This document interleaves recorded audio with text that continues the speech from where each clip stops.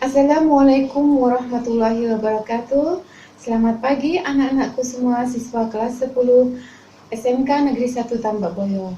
Selamat datang di pembelajaran daring di tahun pelajaran 2020-2021. Sebelum belajar, kita baca basmalah dulu ya. Bismillahirrahmanirrahim. Oke anak-anak, di pertemuan pertama kali ini kita akan mengenal terlebih dahulu apa itu ilmu kimia, yang meliputi nanti kita belajar tentang materi dan perubahan materi. Untuk lebih jelasnya kita simak video berikut ini. Mengenal ilmu kimia. Ilmu kimia adalah ilmu pengetahuan alam yang mempelajari berbagai hal tentang materi. Salah satu contohnya adalah struktur, sifat, wujud, perubahan materi, penggolongan, susunan materi, dan energi yang menyertai perubahan-perubahan tersebut. Pada pertemuan kali ini kita akan bahas tentang materi dan perubahannya. Materi secara definisi adalah segala sesuatu yang mempunyai massa dan menempati ruang. Ada yang berwujud padat, cair, dan juga gas. Ini adalah 3 wujud materi. Kalau dilihat dari struktur molekul, untuk zat padat akan tertata secara rapi dan rapat. Untuk zat cair sedikit renggang, sedangkan untuk zat gas molekulnya akan tidak beraturan. Berikut adalah bagian klasifikasi materi dan perubahannya.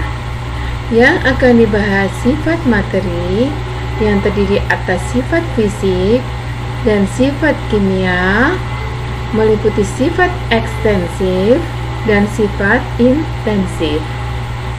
Dibahas yang selanjutnya tentang wujud zat yang meliputi padat, cair, dan gas. Kemudian untuk perubahan materi ada 2 yang akan kita bahas, yaitu perubahan fisika dan juga perubahan kimia. Kita ikuti selanjutnya. Yang pertama, sifat materi.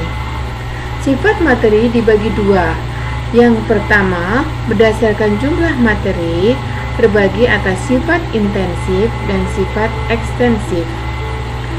Berdasarkan perubahan materi terbagi atas sifat fisis dan sifat kimia. Berikut adalah perbedaan dari sifat intensif dan sifat ekstensif.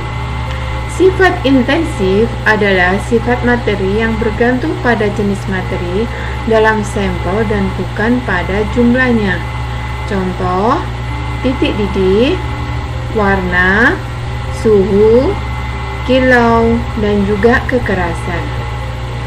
Sedangkan sifat intensif adalah sifat materi yang hanya bergantung pada jenis materi dalam sampel dan bukan pada jumlahnya. Contoh, volume, massa, ukuran, berat, dan juga panjang. Berikut, menurutmu mana yang termasuk sifat fisik dan mana yang termasuk sifat kimia? Di sini ada titik leleh, titik didih, mudah membusuk, kekeruhan, kekentalan, wujud zat, mudah berkarat, warna zat, mudah terbakar. Dari definisi di awal, kalian tentu bisa membedakan mana yang merupakan sifat fisik dan mana yang merupakan sifat kimia. Oke, ini adalah jawabannya. Bahwa titik leleh, titik didih, wujud zat, warna, dan kekentalan serta kekeruhan masuk ke sifat fisik. Kemudian mudah berkarat, terbakar, dan mudah membusuk adalah masuk ke sifat kimia. Selanjutnya, perubahan materi atau perubahan wujud zat. Wujud zat ada 3, padat, cair, dan gas. Bisa mengalami kondisi seperti siklus terbolak-balik. Pembahasan perubahan wujud zat ini mungkin sudah kalian terima di jenjang kuliah SD ataupun SMP. Gambarannya adalah seperti ini. Padat menjadi gas disebut menyublim. Kebalikannya, gas menjadi padat disebut mengkristal. Gas menjadi cair disebut mengembun. Kebalikannya, cair menjadi gas disebut menguap. Kemudian, padat menjadi cair, mencair. Kebalikannya, cair menjadi padat disebut membeku. Di pokok bahasan selanjutnya itu nanti perubahan wujud zat akan dibahas bahwa perubahan wujud zat itu memerlukan kalor atau melepaskan kalor. Dari situ dapat disimpulkan bahwa perubahan materi ada dua, yaitu perubahan kimia yang menghasilkan zat baru yang berbeda dengan sifat penyusunnya, di mana perubahan ini tidak dapat dikembalikan ke bentuk semula. Kemudian perubahan fisika tidak menghasilkan zat baru dengan sifat materi sebelum dan sesudahnya adalah sama. Perubahan fisika juga termasuk perubahan yang dikembalikan ke bentuk semula. Ada banyak contoh sekali perubahan fisika yang di sini. Contoh, benang diubah menjadi kain, hanya wujudnya yang berubah. Tanah liat dibuat menjadi batu bata, guci, dan genting. Kayu menjadi meja, beras menjadi tepung beras. Biji kopi digiling menjadi serbuk, membuat agar-agar. Es balok menjadi air, mencampur gula dengan air teh, gandum digiling menjadi tepung terigu, dan masih banyak lagi. Ini gambarannya seperti ini. Jika terjadi perubahan fisik, maka itu karena adanya perubahan bentuk. Kemudian kita berikan contoh macam-macam perubahan kimia, banyak sekali.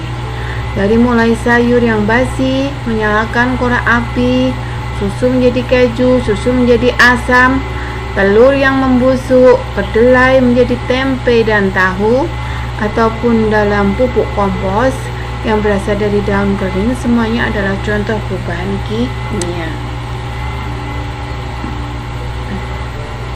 Dari situ dapat kita simpulkan bahwa ciri-ciri perubahan kimia adalah adanya perubahan warna, ada perubahan bau, ada terbentuk gas, timbul cahaya, pembentukan endapan, dan ada terjadi perubahan pH. Untuk ciri-ciri perubahan kimia, kita lihat ini contohnya. Proses pemasakan terjadi perubahan suhu, ini terjadi perubahan warna, ada reaksi kimia pada baku berkarat, timbul gas. Ini adalah ciri-ciri perubahan kimia. Akan kita bahas di pertemuan berikutnya. Anak-anakku, dari materi yang telah kalian dengarkan, maka di sini ada tugas untuk kalian. Jawablah pertanyaan. Pertama, jelaskan perbedaan sifat fisik dan sifat kimia. Beri contoh masing-masing 5. Kedua, jelaskan perbedaan perubahan fisik dan kimia. Beri contoh masing-masing 5. Tulis di buku tulis, beri nama kelas.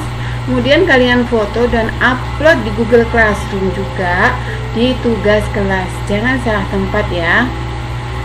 Selanjutnya jangan lupa like and subscribe agar kalian bisa menyaksikan video pembelajaran selanjutnya. Selamat mengerjakan. Sekian, terima kasih. Terima kasih anak-anak, kalian telah mengikuti pembelajaran pada kali ini. Tetap semangat dan terus berlatih ya. Sampai jumpa di pertemuan berikutnya. Wassalamualaikum warahmatullahi wabarakatuh.